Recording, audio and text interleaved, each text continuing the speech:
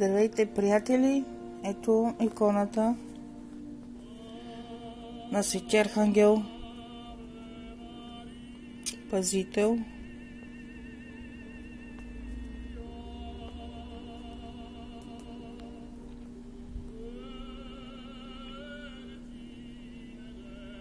Свети Ангел Хранител.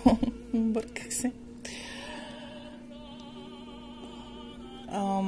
На тази икона, дето ви показах, че използвах в началото бол. И ето го болото на тази фирма.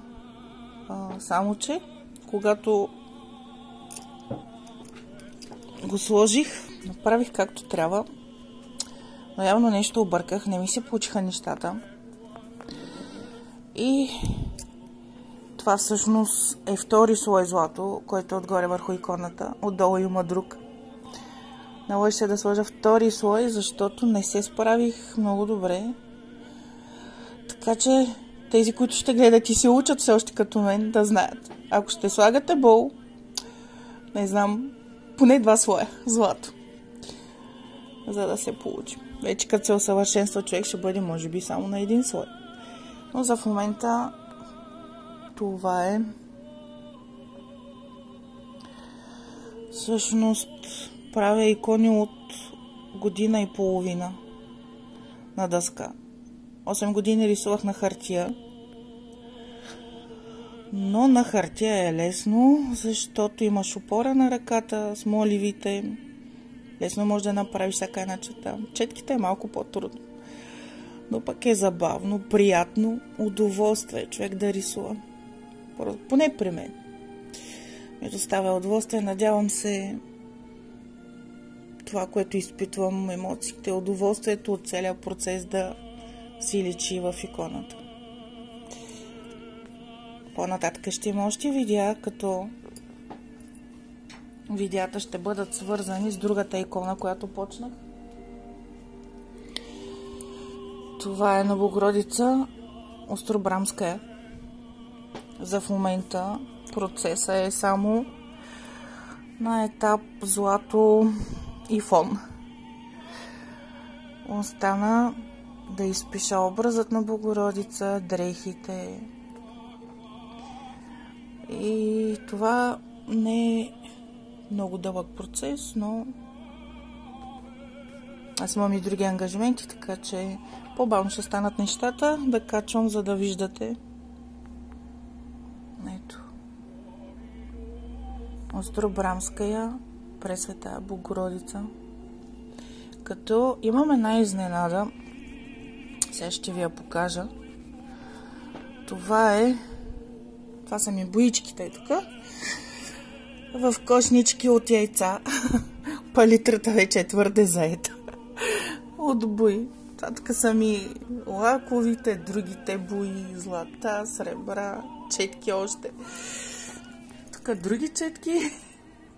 Ето, още бои. Там, тия са стари бои всъщност. Нека си седят там. Ето това, което ще ви покажа. Може би ето тук на лампата, за да може да видите. Не знам как да го снимам. Да, може би ето, вижда се. Това всъщност, червеното камъче, което тук, това е рубин. Това е перидот. Тези синичките са сапфир. А зеленкото забравих как се казва. Той е полускъпоценен камък. Перидота също е полускъпоценен. За разлика от рубина и двата сапфира.